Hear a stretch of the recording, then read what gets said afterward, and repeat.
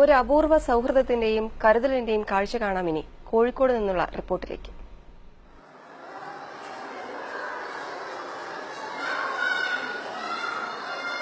പറമ്പിൽക്കടവ Muhammad Abdul Rahman memorial സ്കൂളിലെ 1ാം ക്ലാസ്സിലേക്ക് 6 വർഷം മുമ്പാണ് അനുഗ്രഹ് എത്തുന്നത്.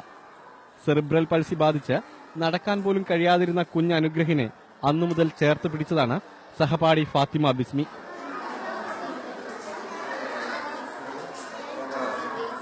അനുഗ്രഹിനെ ഭക്ഷണം കഴിപ്പിക്കുന്നതടക്കം എല്ലാ കാര്യങ്ങളും ബിസ്മി ഏറ്റെടുത്തു.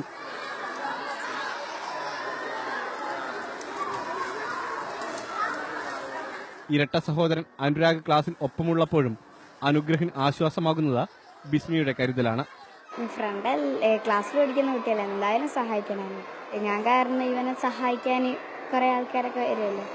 ബിസ്മിയെ കുറിച്ച് പറയുമ്പോൾ അനുഗ്രഹിന്റെ മുഖത്ത് ചിരി വിടരും. നിഷ്കളങ്കതയും സ്നേഹവും കടപ്പാടും ഇടകലർന്ന ചിരി.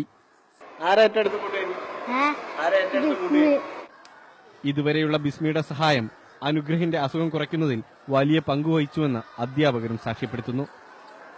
ജിബിൻ ബേബിക്കൊപ്പം ശ്യാംകുമാർ, ഏഷ്യാനെറ്റ് ന്യൂസ്, കോഴിക്കോട്.